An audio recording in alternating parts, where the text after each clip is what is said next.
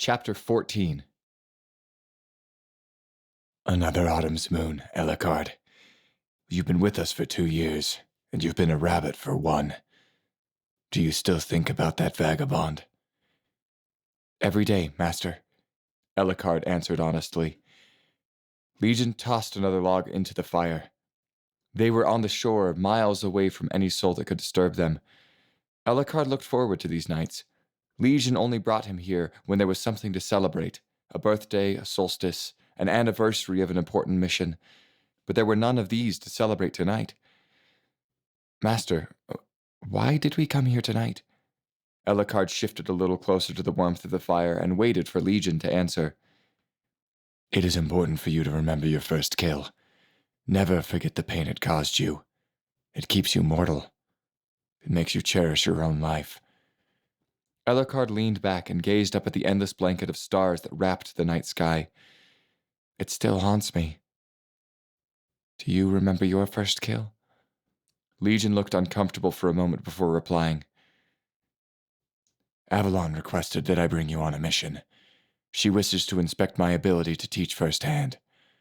Legion had hastily deflected his young student's question, and it seemed to have paid off.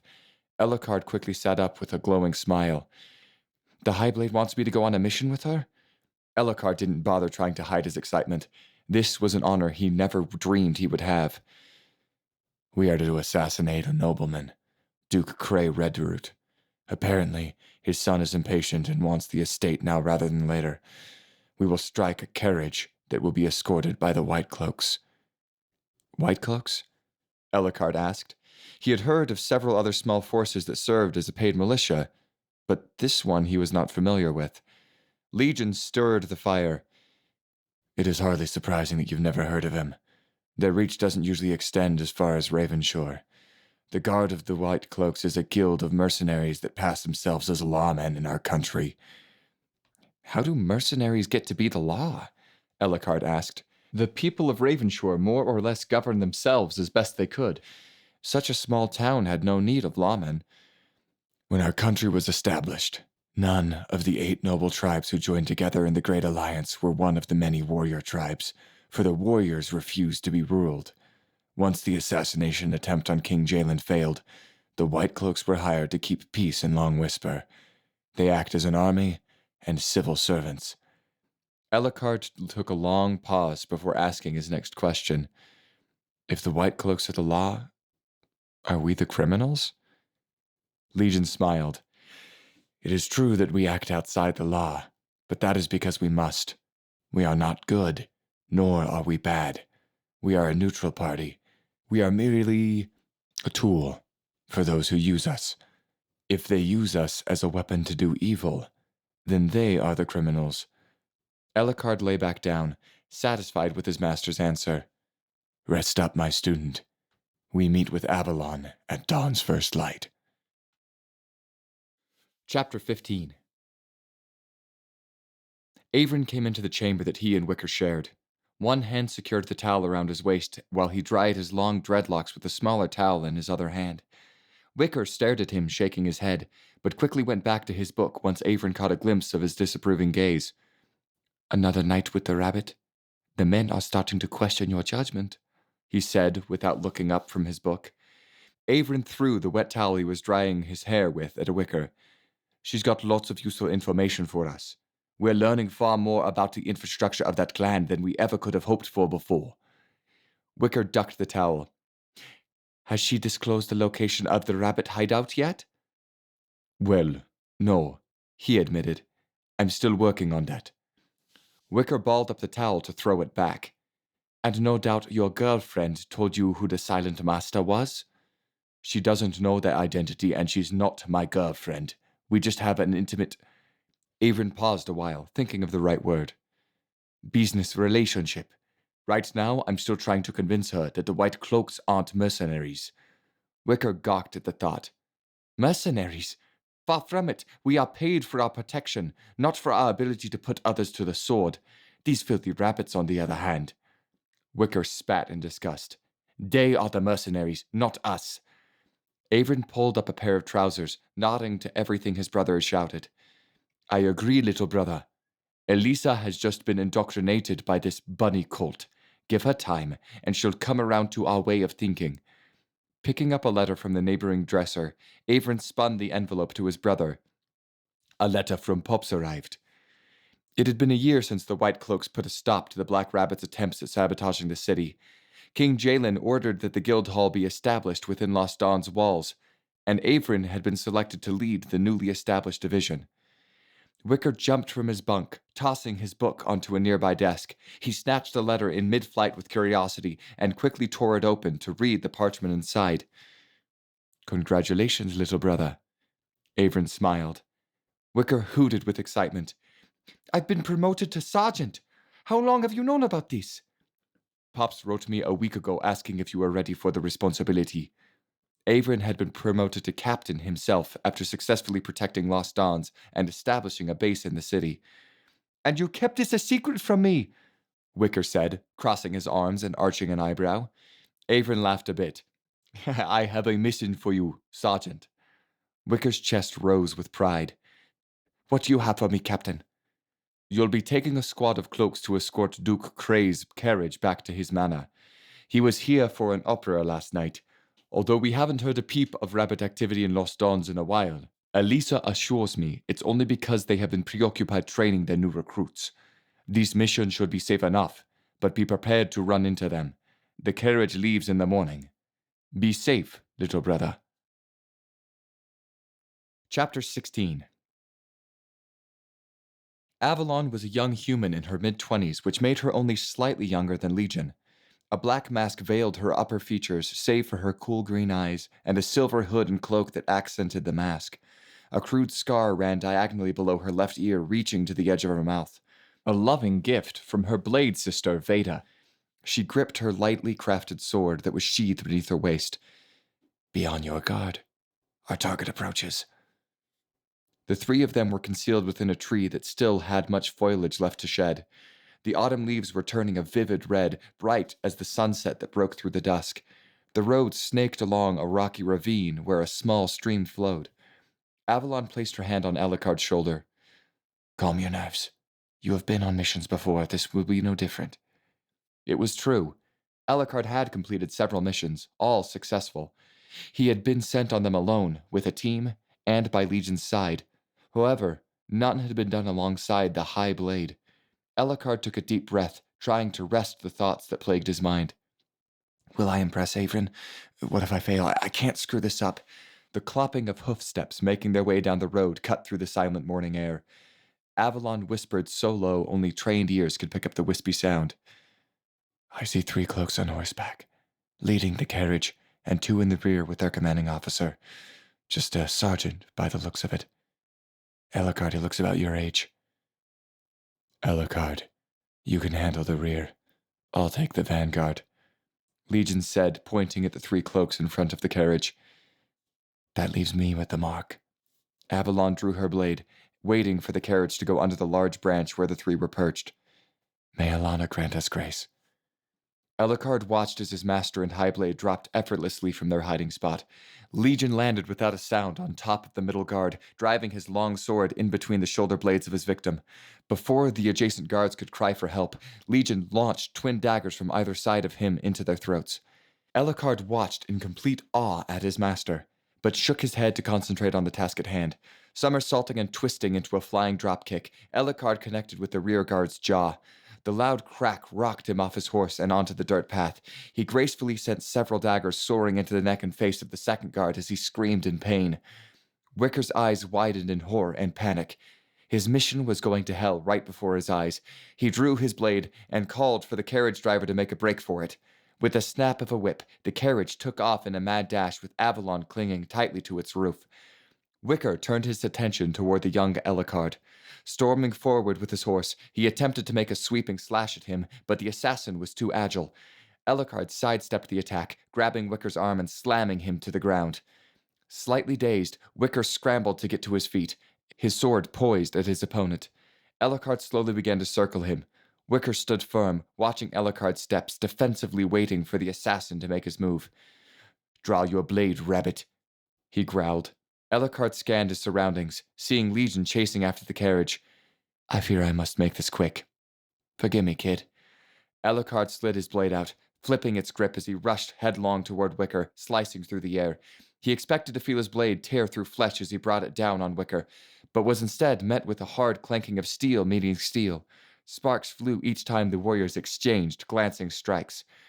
Alucard flipped over Wicker, switching up tactics and connecting with a roundhouse kick to his foe's head. Wicker stumbled, his vision momentarily blurred as he dug his sword into the dirt to stabilize himself. Alucard followed through with a flourish of kicks, backing Wicker further to the edge of the deep ravine. Alucard smirked as he let loose a savage straight kick at Wicker's chest. Replying with a smirk of his own, Wicker dodged with a sidestep and made for a slashing attack. Alucard was quick to avoid the strike, but lost footing and tumbled down the jagged hillside. Alucard heard a brutish crack of bone in his arm as he landed on hard stones. Skidding to a stop and into the shallow waters of the river, Alucard laid unmoving from intense pain. His hand shook as it strained to reach for his sword that was resting on a nearby rock.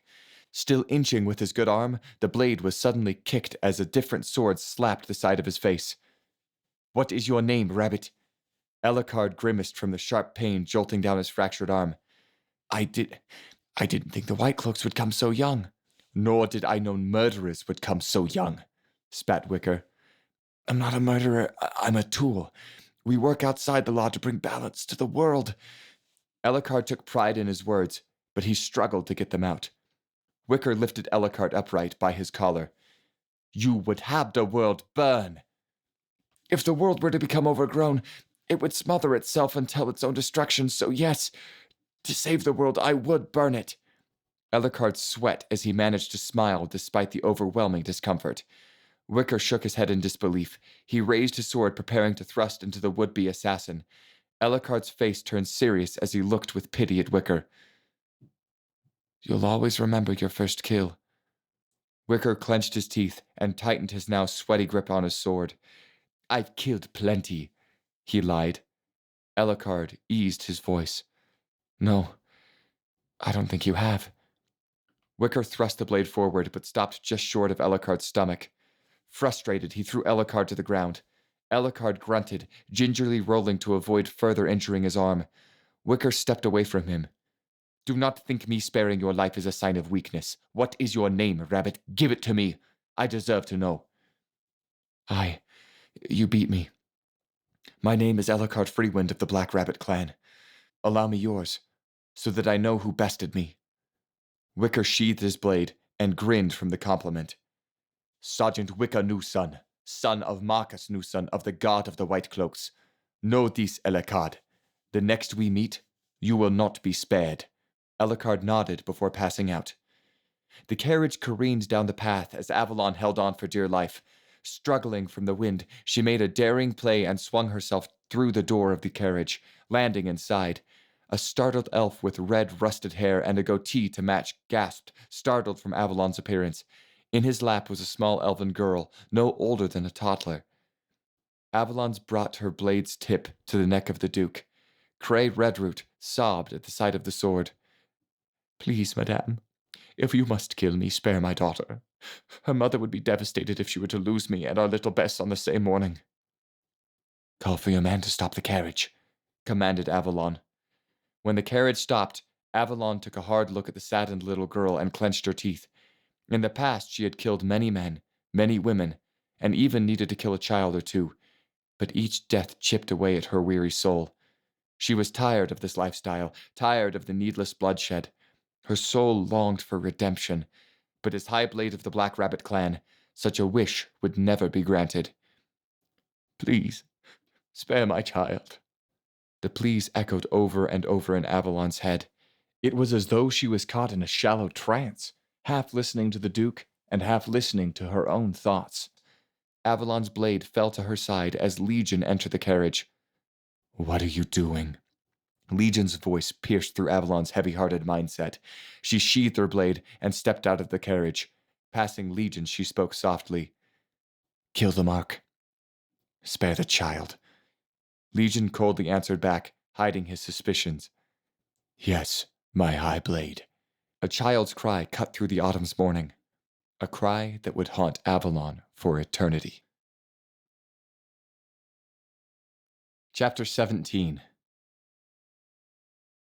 Within a small room flickered the many candles of Alana's shrine.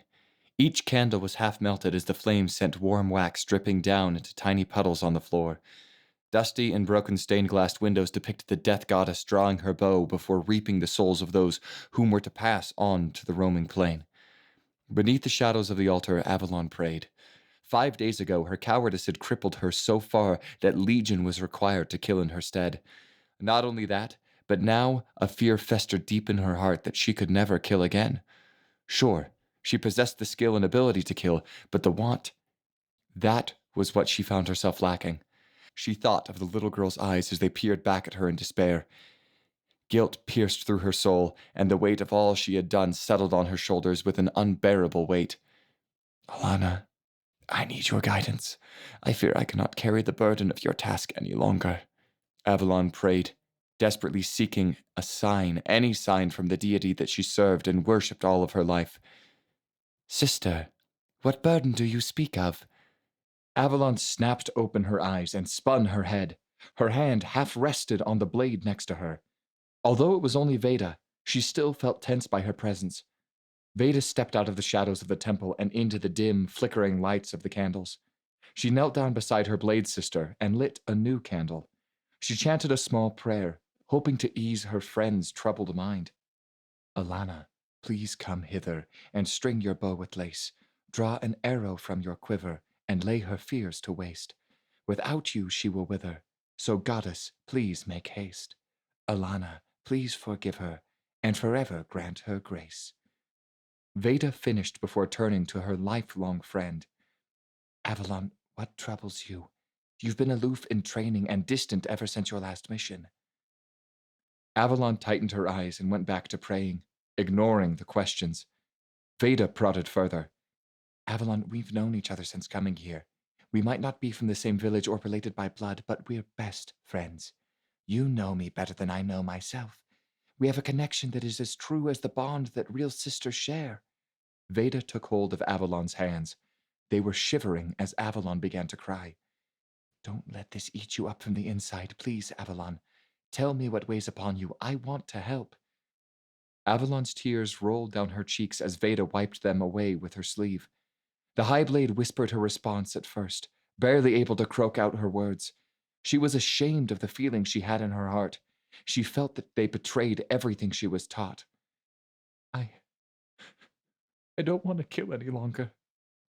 It breaks my heart each time I take a life. It's all wrong. What we do is wrong. I want this pain to end. Veda's nurturing face turned grim. Avalon, what you speak of is treason to this clan. You are High Blade. You cannot mean these words. But I do mean them. Avalon's voice was quivering. She had served the Black Rabbit since she was 10. In those years, she had committed unspeakable acts, but now more than ever she was confused as to why she had done them. Veda put her hands on her blade sister's shoulders. It's all right to feel lost. Sometimes we need to step back and see the bigger picture. What Alana asks of us is bullshit. It's all bullshit, Veda. I'm done with it all. I want out. I regret everything I've done and I will no longer take part in it. Veda slowly shook her head in disbelief. Where will you go? And what will you do? You know they'll send someone after you. Avalon stood and began to pace the temple. For years, everything was within her control, but now she was disheveled. She was a mess. There's a guild of warriors that serve Shadeo. I could join their ranks, redeem myself. Her eyes widened. Come with me, Veda. Veda looked at her blade sister with utter contempt.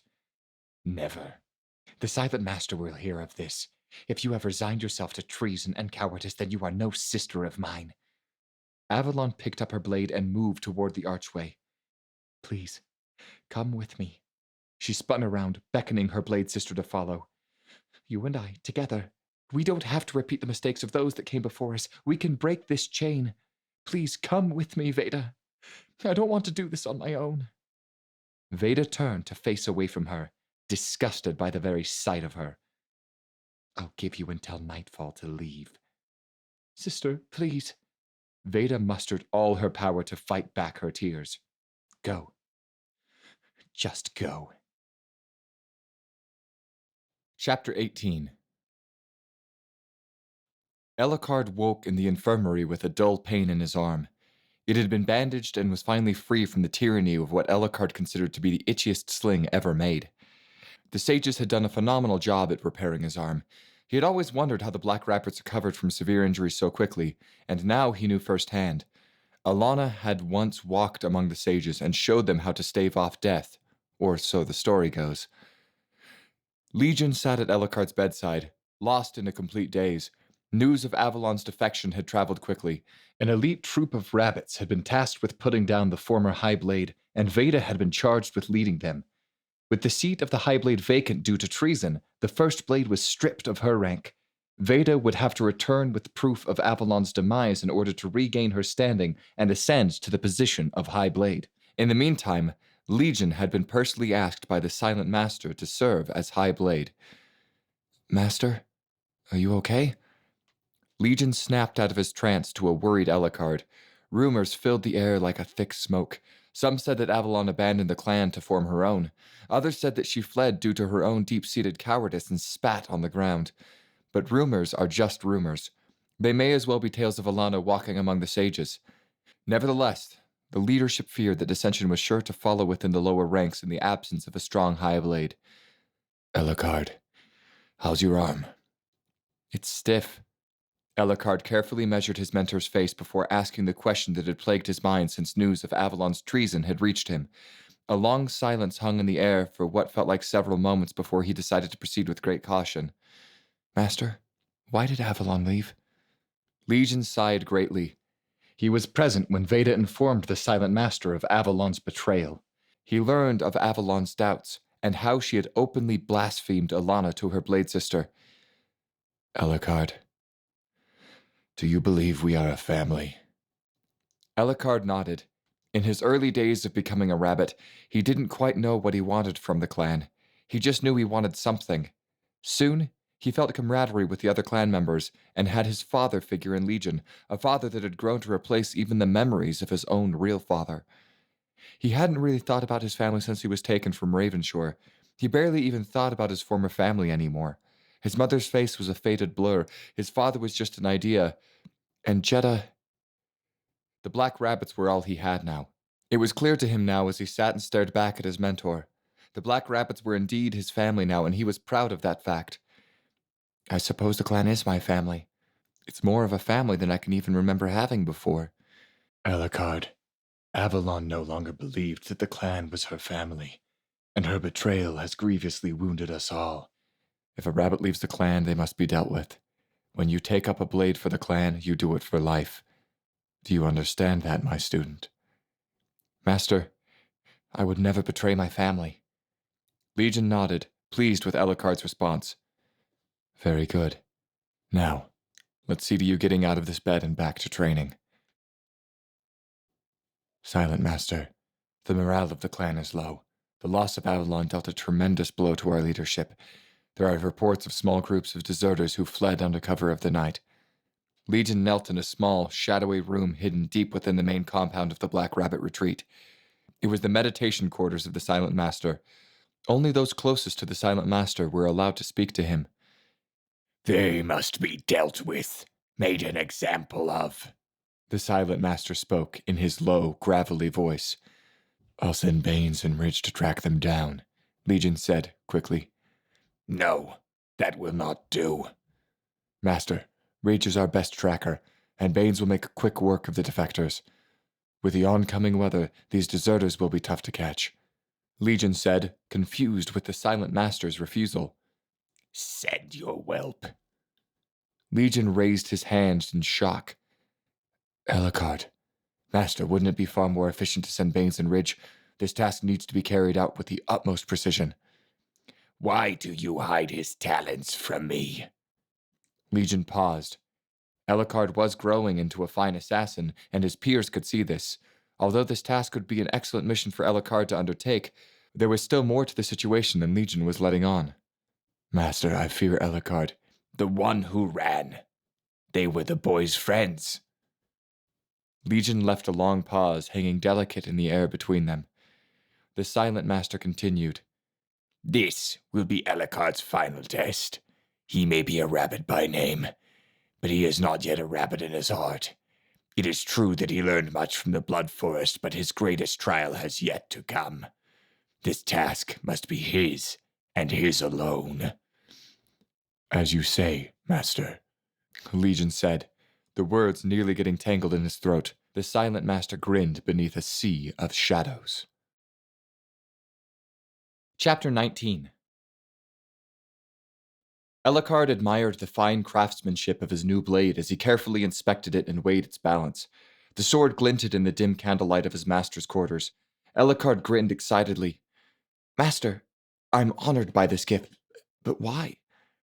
Legion lowered his eyes, unsure how to give Ellicard this task. I give you this sword, with the hope that you will swiftly and fully devote yourself to Alana. The blood you will soon spill will be heavy, and the blade you formerly carried was brittle and chipped.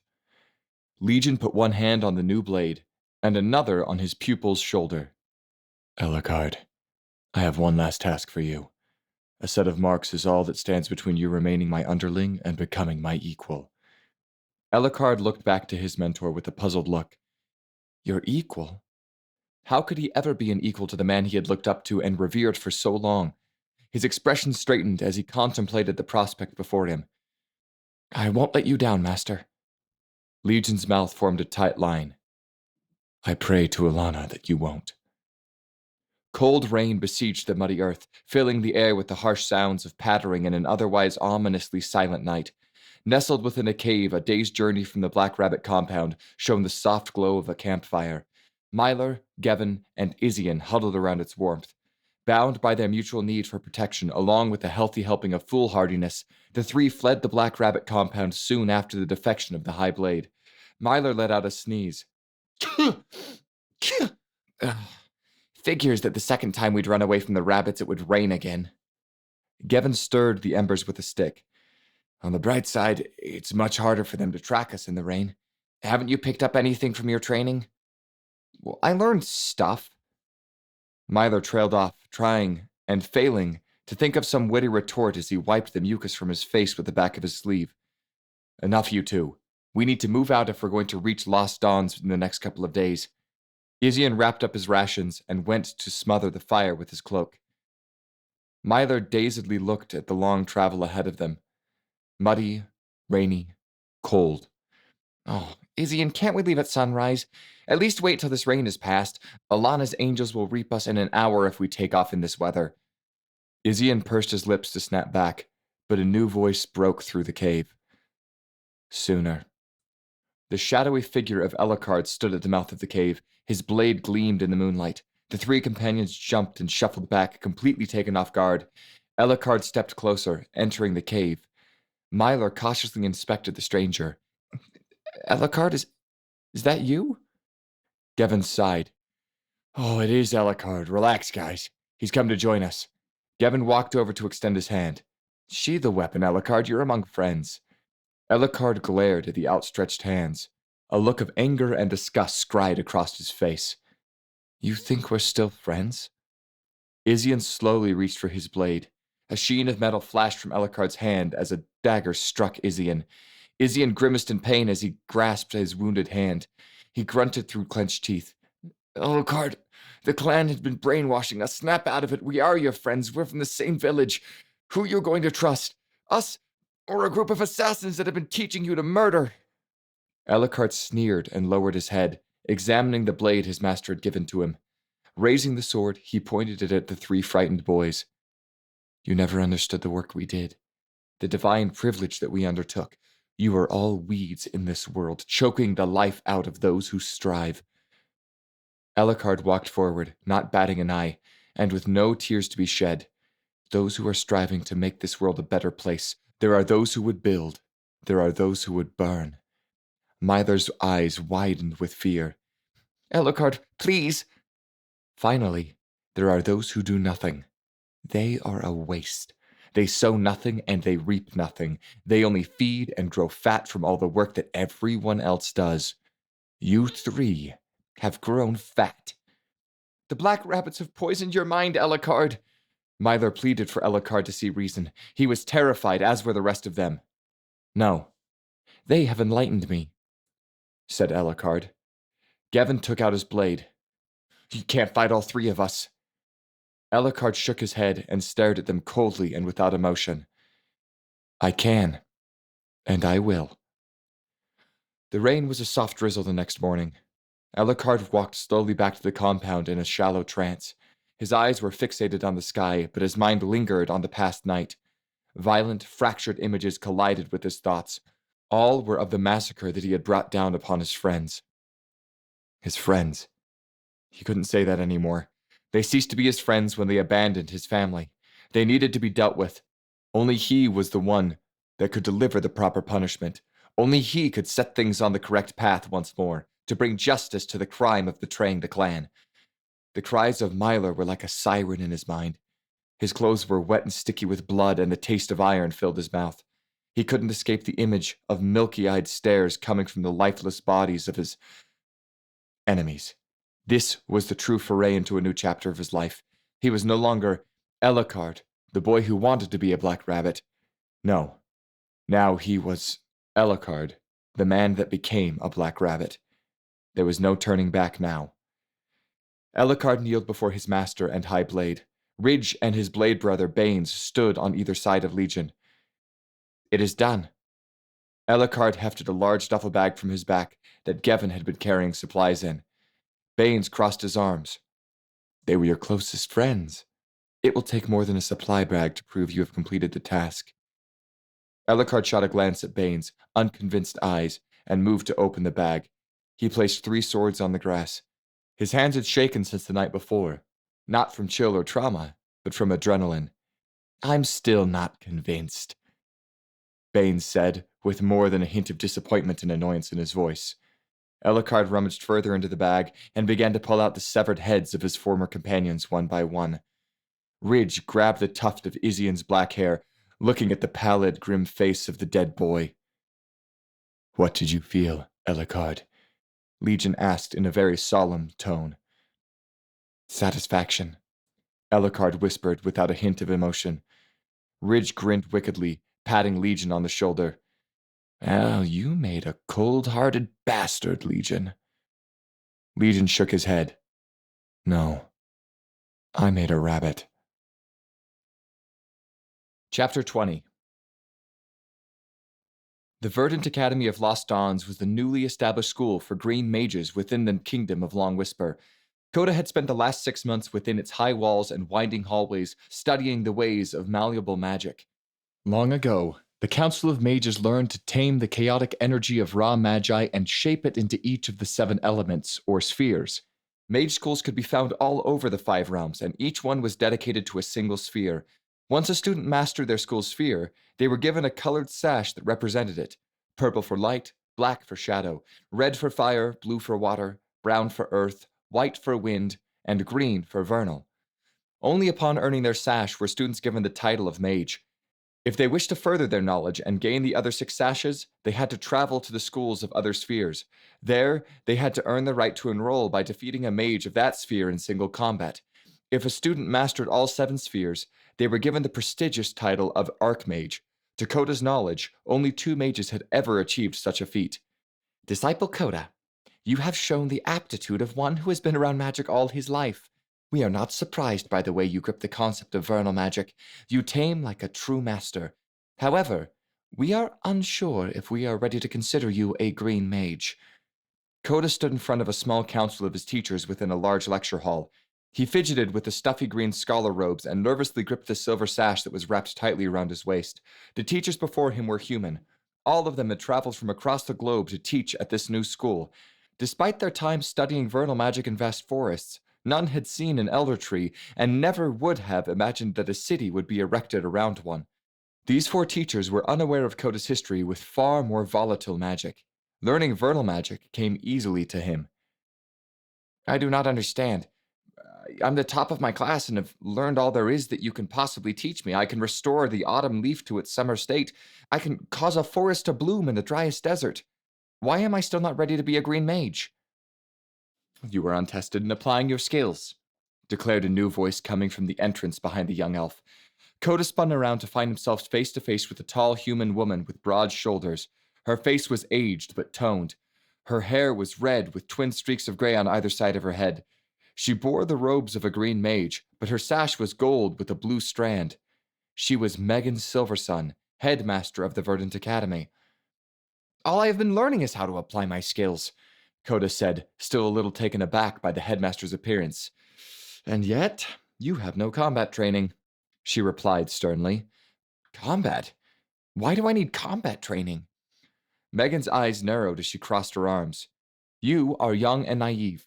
You have not seen war, but you may in the future. Magic is not a piece of art to be admired in a gallery. It is a weapon meant to be harnessed. Then I question your ability to teach. Magic is meant to be respected. A weapon meant to be harnessed. You know nothing, Coda shouted, thrusting his finger at Megan. Megan paced around the student, brushing off his words. It is true that magic is to be respected. It is a powerful energy, still not completely understood by even the Mage Council. It is a tool that can benefit this world, but if it were to fall into the wrong hands, which it will one day, what then, Disciple Coda? Do we let our enemies trample us, enslave us, and bring those too weak to fight to the brink of extinction? Coda was silent. Everything Xyle had taught him was diametrically opposed to the ideas before him. He had always been told to treat the Magi as a force to be revered and respected, not to be harnessed for power and personal gain. We must arm those who are willing and able to fight with the ability to defend themselves using magic. We must also be the defenders of those who cannot defend themselves. Magic is only what people use it as. A weapon, Megan said, interrupting his thoughts. Coda went to speak again, but shut his mouth quickly. But it is up to us to make sure it is only used for good. What do you say, Disciple Coda? My grandfather warned me of mages. He told me that they were the cause of the Arcana War, that they forced their ways upon everyone else. I thought that the mages had learned their lesson and been humbled. It seems I was mistaken, Coda said, an air of disapproval in his words. I was a young mage in the Arcana War. I have seen what misery my people wrought on the world. The first mages were foolish to think they could control both magic and those who use it. But that was a long time ago. The council was formed to ensure that another Arcana War would never arise. Who's to say that it won't? Coda interrupted. It might. There are those that will never see eye to eye with the rest of the world. When that day comes, will you defend the masses with your knowledge and prowess? Or will you cower on your island like the Arcane Guardian? People who watch the wildfire and do nothing are as much to blame as those who started it. The Arcane Guardian does not cower on Nashun. They defend and protect the Magi. From what? From evil? Megan interrupted. A mage can do that. But a mage must also share their knowledge with those who can learn from it so that we might all be better equipped to protect the Magi. No one person can be entrusted with such a monumental task. Sooner or later, when the darkness comes, it will take more than an arcane guardian to defend the realm. Megan ended the debate with a small grin. She knew that she had broken through to Coda, and that it would be just a matter of him admitting it. Coda lowered his head. He thought all about all the lessons his grandfather had taught him. Then he reflected on Megan's words. Arcane guardians and mages seemed to be no different anymore. Both were using magic to keep it from falling into nefarious hands. You were right. Very well. Follow me. Coda looked up in confusion. Where are we going? Somewhere for you to apply your skills. Coda never knew there was a room under the school, but there it was. The battlefield was an impressive arena that spanned underneath the base of the large academy. Opposite sides were marked with a large circle where either mage would stand, a challenger and a defender. Under normal circumstances, the defending mage would be a top-ranked student tasked with testing the mettle of those who dared to challenge their sphere. These, however, were no normal circumstances, and so Megan stood before him. The battlefield was surrounded by lush green trees entangled in twisting, flowering vines. No doubt it was all grown by magic. No need for water. No need for sunlight. Are you ready, Disciple Coda? Megan called from the other side of the arena. I am to fight you? Shouldn't I be tested against one of my peers? He looked at Megan, somewhat puzzled. Megan shrugged his question off and widened her stance. Hit me once, and you shall have your title, she said, rolling up her sleeves. Excuse me? Koda did not bother to hide his disbelief. Enough banter! Megan jumped forward, rapidly thrusting her arms into the air. As if in unison, massive roots erupted from the ground around Koda and began to close in on him, attempting to encase him in a wooden coffin. Koda was startled as he tumbled to the side before the roots could trap him. Hesitating, he stood frozen in fear. Megan wasted no time coddling her student with encouragement. Instead, she magically commanded the trees behind her to fire a rushing flow of leaves at Koda. The relentless barrage of leaves slammed into Koda's lower back and lifted him high into the air before dispersing and dropping him onto the ground with a shuddering slam. Koda grimaced in pain, arching his back. You surrender already, disciple Koda? Are you ready to go home to your large castle and hide behind your books and your father? Megan taunted. Tears swelled in Koda's eyes. He didn't want to give in, but he was well and truly afraid. Clenching his teeth, he gripped the earth beneath him tightly. Pain began to surge through his right arm as he began to sign an incantation. Soon his arm began to harden as bark began to cover it. He roared and shot forth his hand. It wasn't merely his hand, though. He had grown a giant oaken arm the size of a large tree that was now gripping Megan's hands tightly, preventing her from signing any spells. Megan was caught off guard as the branches wrapped around her wrists. Suddenly, a line of thorns began to erupt through the bark, and tiny wooden daggers rushed towards Megan's bound wrists. Thinking fast, she pressed her fingers along the branches that bound her and nimbly managed to sign a spell that withered them. She broke free just as the thorns were about to reach her. Jolting to the side, Koda took his giant arm and tried to smash Megan with a mighty swing. Megan transformed into a figure of leaves as the attack passed through her body. Reforming to the opposite side of Koda, she could already taste the sweetness of victory as his arm quickly began to return to its normal state. It was clear that he could no longer maintain such an exhausting form.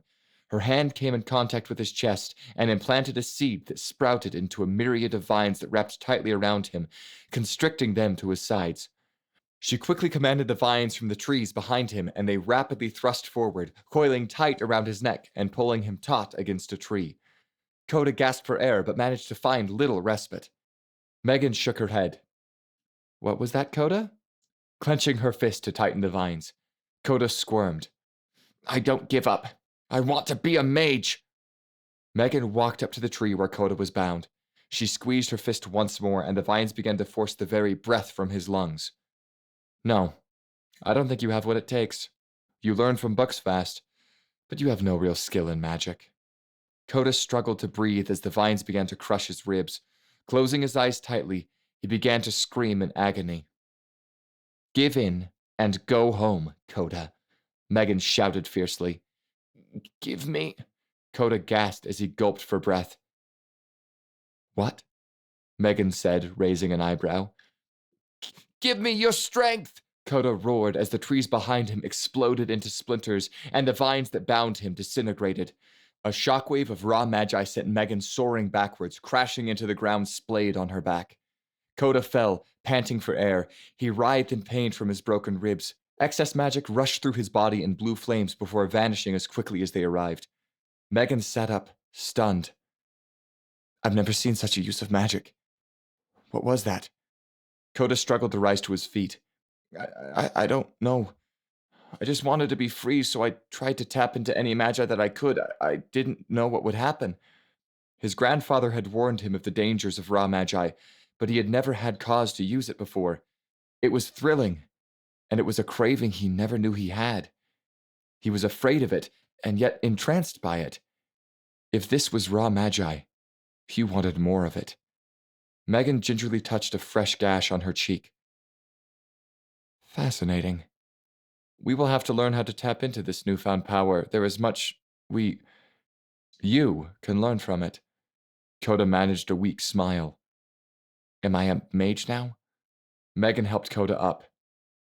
Not yet, but I will make a fine mage of you yet. None of the other teachers can give you the attention that I can. I'd like to personally take you under my tutelage. Koda nodded, still in agony. I'd like that.